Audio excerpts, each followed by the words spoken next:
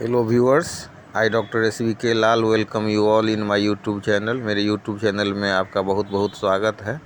आज हम BPSC preparation series में प्रकाश का आवर्तन लेकर के आए हैं।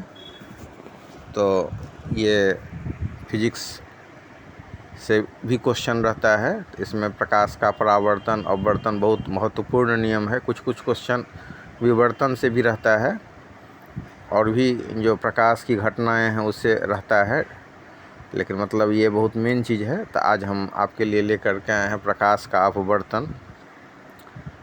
तो इससे पहले हम लोगों ने परावर्तन के मामले में क्या देखा कि प्रकाश की किरणें परावर्तन के मामले में परावर्तक सतह से वापस लौट जाती है। तो परावर्तन क्या होता है? तो प्रकाश के किरणों का परावर्तक सतह से लौट जाने की घटना को हम प्रकाश का परावर्तन कहते हैं। जबकि हम अपवर्तन में क्या देखेंगे कि प्रकाश की किरणें एक माध्यम से दूसरे माध्यम में प्रवेश करती हैं तो उसके पथ में विचलन हो जाता है। अर्थात जब प्रकाश की किरणें एक पारदर्शी माध्यम से दूसरे पारदर्शी माध्यम में प्रवेश करती हैं तो जिस दिशा में उनको जाना चाहिए उस दिशा में नहीं जाती हैं, उनके दिशा में परिवर्तन हो जाता है। ये जो दिशा परिवर्तन होता है, इसी दिशा परिवर्तन की क्रिया को, दिशा परिवर्तन की घटना को हम प्रकाश का अपवर्तन कहते हैं। तो प्रकाश का परावर्तन के लिए अंग्रेजी में शब्द है रिफ्लेक्शन और प्रकाश का अपवर्तन के लिए अंग्रेजी में शब्द है रिफ्रैक्शन। तो what is the difference between reflection and refraction? We will understand the reflection of the light is said when the light is reflected from the reflecting surface, and in the case of refraction we are seeing that light travels from one medium to another medium. तो हम अपवर्तन के मामले में क्या देखते हैं कि प्रकाश एक माध्यम से दूसरे माध्यम में जाती हैं और उसके पथ में विचलन होता है। अब इसमें भी कंडीशन है, अगर एक माध्यम से दूसरे माध्यम में प्रकाश जा रही है लेकिन लंबवत जा रही हैं तो फिर उसमें विचलन नहीं होगा, लेकिन अगर तिरछा जाए किरण तो उसके पथ में विचलन हो जाता है। यही जो विचलन होता है, विचलन की घटना को हम प्रकाश का अपवर्तन कहते हैं। तो हमने देखा कि प्रकाश की किरणें जब एक पारदर्शी माध्यम से दूसरे पारदर्शी माध्यम में जाती हैं तो उसके दिशा में जो परिवर्तन होता है, उस दिशा परिवर्तन की क्रिया को हम प्रकाश का अपवर्तन कहते हैं। या हम सीधे भी कहें कि प्रकाश जब एक माध्यम से दूसरे माध्यम में जाती हैं तो उसके पथ में, उसके रास्ता में विचलन होता है, उसके रास्ता में कुछ भटकाव होता है। अब जैसे वो जा रही है सीधे किरण, हम देखते हैं ना प्रकाश के, कोई अगर पूछता है कि प्रकाश का पथ कैसा होता है तो प्रकाश सीधी रेखा में गमन करती है। तो जब, लेकिन यह क्या हमेशा प्रकाश सीधी रेखा में गमन करती है? तो इसका उत्तर होगा कि नहीं। जब प्रकाश एक माध्यम से दूसरे माध्यम में अगर प्रवेश करे तो फिर वो सीधी रेखा, उसका प्रकाश का जो पथ है वो सीधा नहीं रह पाता है। तो ऐसा क्यों होता है? ऐसा इसलिए होता है कि अलग अलग माध्यम में प्रकाश का वेग अलग अलग होता है। तो अलग अलग प्रयोग से हम इसको समझ सकते हैं। BPSC के परिप्रेक्ष्य में इससे जो संबंधित कुछ क्वेश्चन है तो उसको बताने का हम कोशिश करेंगे इस अपवर्तन के माध्यम से।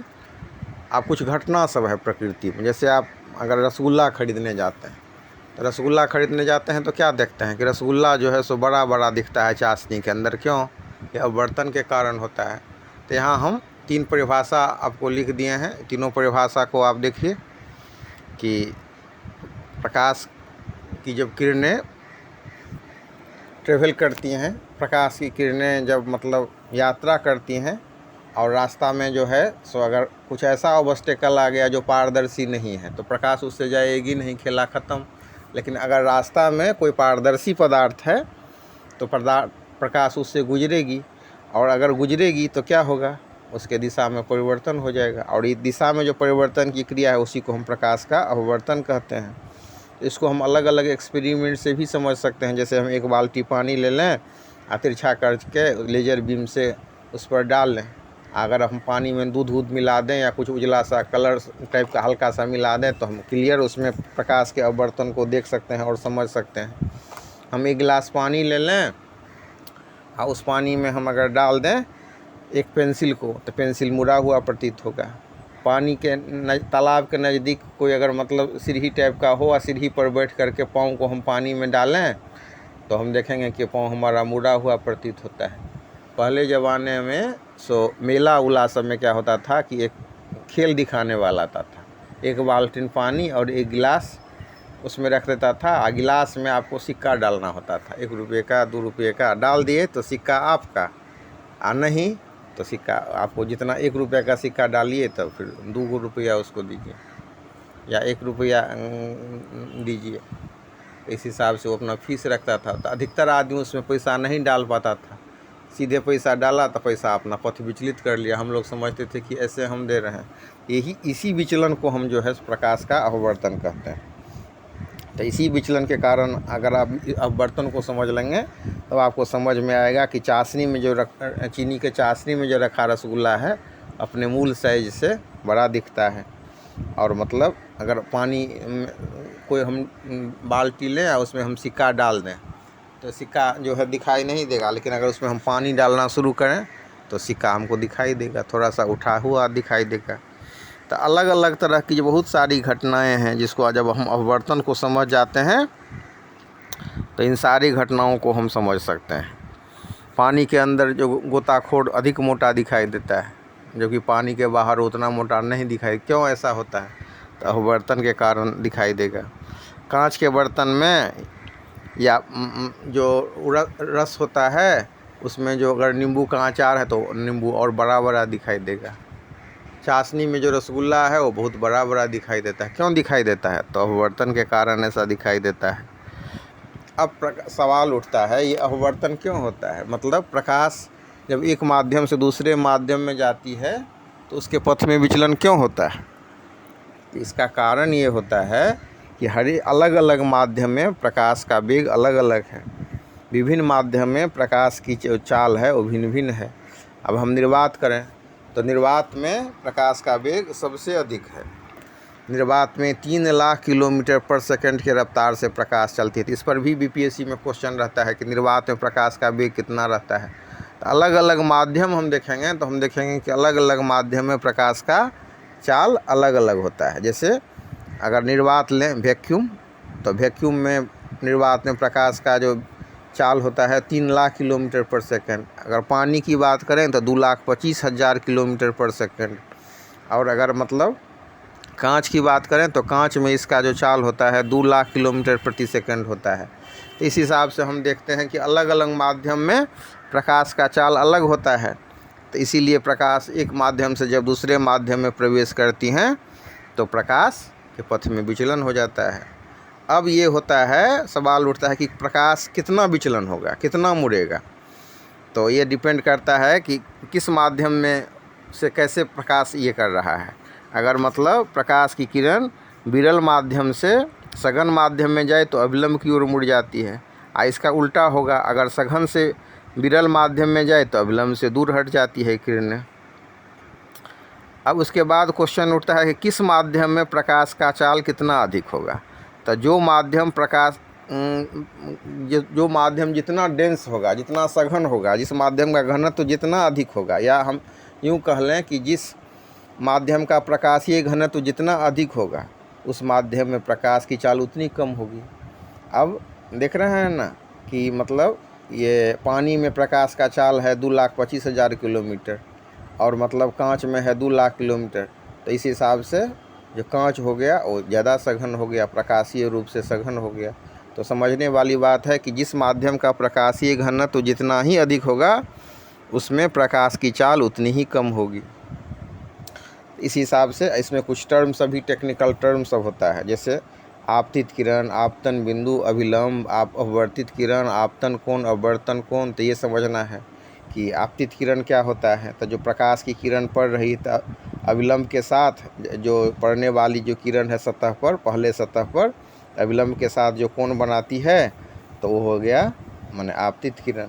और आपतन बिंदु होता है जहाँ पर प्रकाश की किरण पड़ रही है वहाँ पर जो हम लंब खींचें तो आपतन बिंदु हो गया। तो आपतन बिंदु पर खींचा गया अविलंब हो गया। अपवर्तित किरण जब दूसरे माध्यम से प्रकाश गुजरती है तो मुड़ करके जो है अपवर्तित किरण का रूप ले लेती है। तो दूसरे माध्यम में मुड़कर जाती हुई प्रकाश की किरण को हम अपवर्तित किरण कहते हैं।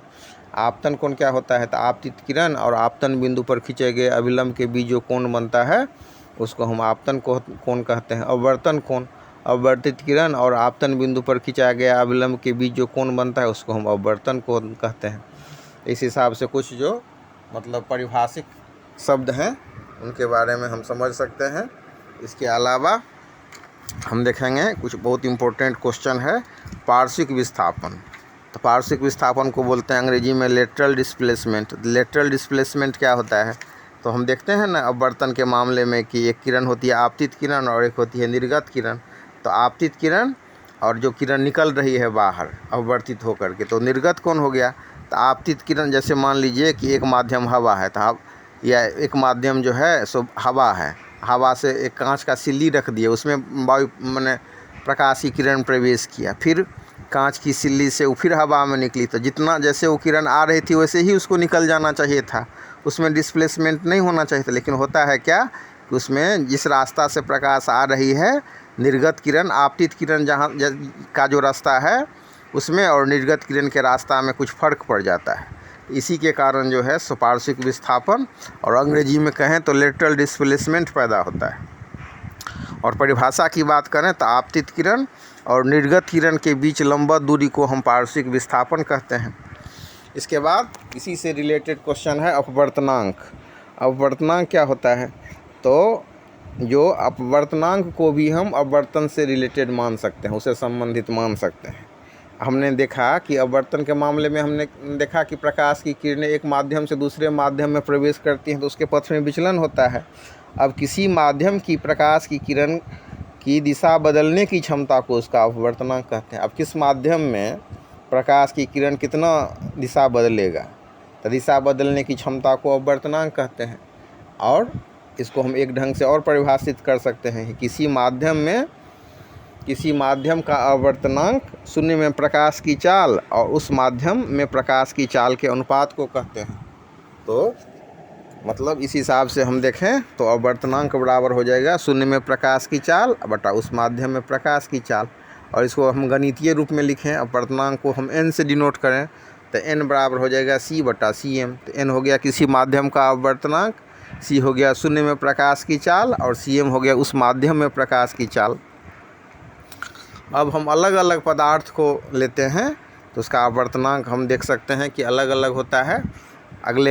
इसके लिए हम अलग से वीडियो बना देंगे। यहाँ थोड़ी सी हम चर्चा कर लेते हैं कि जैसे वायु है तो वायु का अपवर्तनांक होता है 1.003, पानी का 1.33, किरोसिन ऑयल का होता है 1.44, एल्कोहल का होता है 1.36, टारपीन तेल का होता है 1.47, कार्बन डाइसल्फाइड का होता है 1.63, बेंजीन का होता है 1.50, पिघला क्वार्ज का होता है 1.46, बर्फ़ का होता है 1.31, क्राउन कांच का होता है 1.48 से लेकर के 1.61 होता है, फ्लिंट कांच का 1.53 से 1.96, कनाडा बाल्सम का होता है 1.53, मानिक जिसको हम रूबी बोलते हैं अंग्रेजी में उसका है तो 1.71, नीलम का होता है 1.77, सिंधा नमक का होता है 1.54, हीरा का होता है 2.42।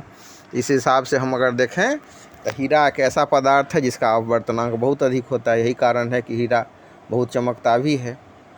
तो इस अपवर्तनांक का अध्ययन करके हम तुलनात्मक अध्ययन से हम देखेंगे कि जिस प्रकाश का अपवर्तनांक सबसे अधिक होगा उसमें प्रकाश की किरण प्रवेश बिल्कुल नहीं कर पाएगी।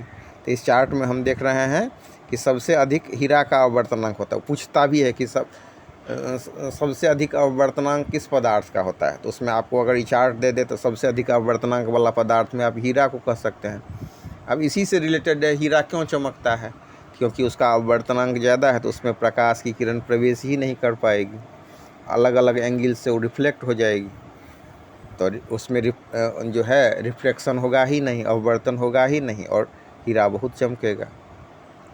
इसके अलावा एक शब्द है आपेक्षिक अपवर्तनांक। तो दो माध्यमों के निरपेक्ष अपवर्तनांकों के अनुपात को हम आपेक्षिक अपवर्तनांक कहते हैं। गणितीय रूप से लिखें तो n21 बराबर n2 बटा n1। अब यहाँ पर जो हो गया आप इसको सापेक्षिक अपवर्तनांक को आप इसे समझ सकते हैं। अब हम अपवर्तन का परिभाषा यहाँ लिख दिए हैं। अब हम अपवर्तन के नियम पर भी थोड़ा सा चर्चा कर लेते हैं। अपवर्तन जैसे परावर्तन के मामले में हम लोगों ने देखा था कि परावर्तन के दो नियम होते हैं। उसी हिसाब से अपवर्तन के भी दो नियम हैं। परावर्तन के नियम हम लोगों को देखा ना, आपतित किरण, परावर्तित किरण और आपतन बिंदु पर खिंचा गया अभिलंब, तीनों एक तल में होते हैं। और दूसरा नियम था परावर्तन का कि आपतन कोण परावर्तन कोण के बराबर होते हैं। उसी हिसाब से अपवर्तन के भी दो नियम हैं। अब देखिए बड़ा गौर से इसको बढ़िया से ध्यान दीजिए। आपतित किरण, आपतन बिंदु पर अभिलंब और अपवर्तित किरण तीनों एक ही समतल में होते हैं। और दूसरा नियम क्या है कि आपतन कोण की ज्या और अपवर्तन कोण की ज्या का अनुपात एक नियतांक होता है। और गणितीय रूप में हम इसको लिखें तो हम इसको लिख सकते हैं कि साइन आई बटा साइन आर बराबर एक is equal to a constant, या एक नियतांक। हिंदी में बोलें तो नियतांक और अंग्रेजी में बोलें तो कांस्टेंट। और ये जो अपवर्तन का द्वितीय नियम है इसको हम स्नेल का भी नियम बोलते हैं। तो इस हिसाब से इसको हम समझ सकते हैं। अब ये जो अपवर्तन की घटना है इसको लेकर के बहुत सारा एपरेटस तैयार होता है, बहुत सारे जो प्रकाशीय घटना इससे घटित हो जाती है। जैसे आप प्रिज्म है तो प्रिज्म के मामले में